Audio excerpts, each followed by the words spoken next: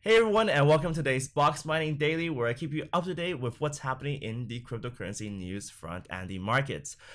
I will keep today's episode a little bit short because I do have the flu and I still can't talk properly with my cough going on and all.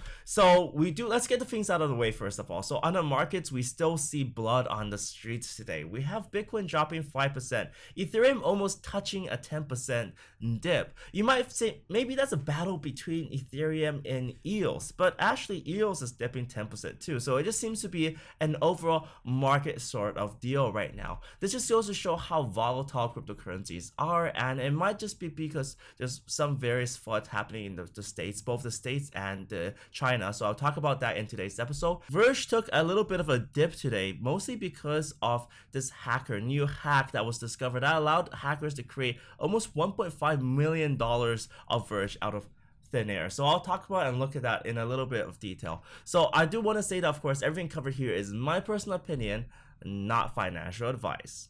So let's start off with the Verge front. So headline articles today are saying, Verge got hit by a 51% attack. Again, I do want to say that let's just look at the effects of this. So what really happened was the attacker was able to DDoS the network and create, or in fact, just kind of fast mine basically 335 million Verge coins, which is worth $1.75 million. So this is not really a 51% attack. So this is really a fast mine, and the Verge community really quickly pointed out that there's no proof for 51% attack, and it's more or less based on timestamps. So the hacker probably managed to hack the timestamp.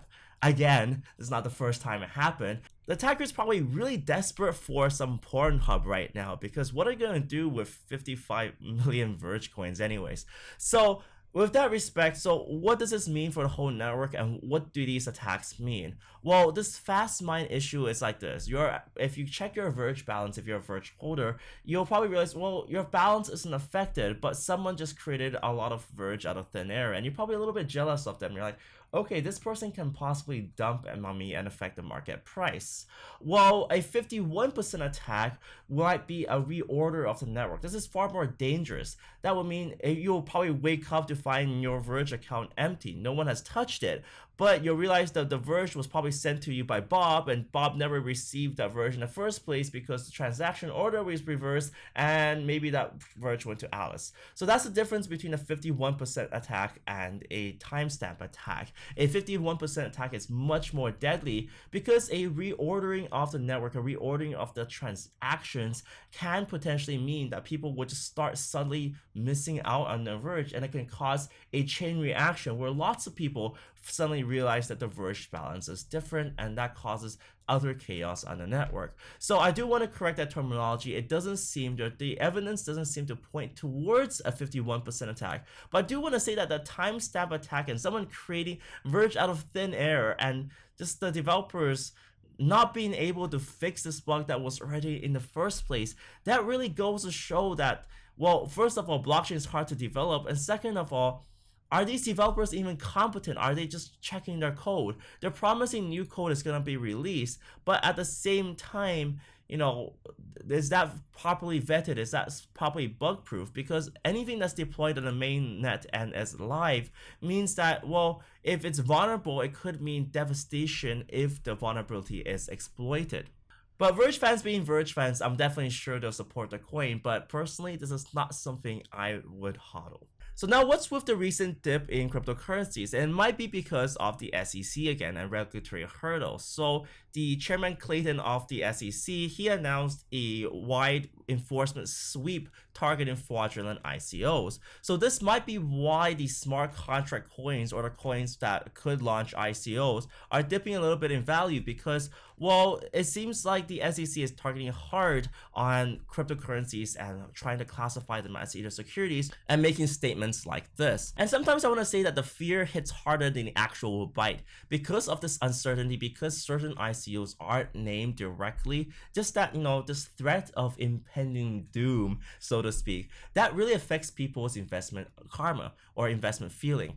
But I do want to say, of course, that they have to balance between the innovation of technology and not, because a lot has changed in this whole space overall. If you think about it, when cryptocurrencies or Bitcoin just started, it was really just one use case. But now we have so many use cases coming through. So now how do you separate them both? And this is what this SEC is struggling with. And also, how do you separate this utility token and a security token? This is a topic I really want to discuss in the future.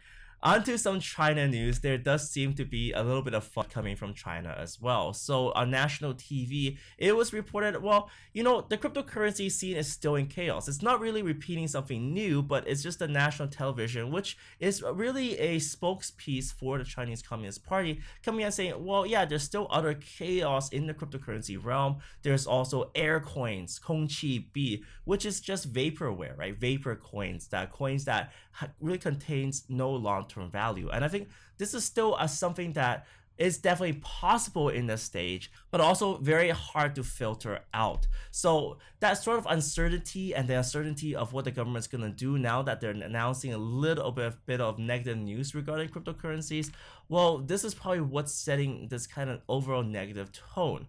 But I do want to say that the Big Data Expo in Guiyang is coming up, and it features a lot of major members in China, both government officials and also industry officials. So like I said before, the CEO of Tencent, Pony Ma, also CEO of Alibaba, Jack Ma will be there. Xiaomi CEO Lei Jing is going to be there as well. So it's a big gathering, and it's also going to have a lot of blockchain element. I know for sure that Sunny Lu from VeChain is going to be there too. So there's going to be a lot of big data and kind of data processing discussion, which blockchain's kind of really good at and taking a major foothold in. So this is really where that innovation comes to play.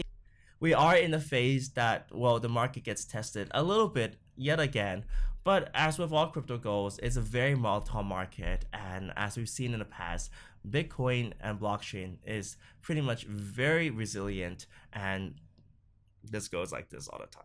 And guys, thank you so much for watching today's episode. Remember to hit that like button and the subscribe button to subscribe to my channel for more videos like this. I've put a lot of interviews that got packed up from consensus that I want to release slowly, and I'm trying to edit them in the same space of time, and it just takes a long time to edit things. So I do want to catch up with everyone. I want to show you a lot of interviews and chatting with people in real life, and I feel that's the best way to know a project. So stay tuned to that. Thank you guys so much for watching. See you next time.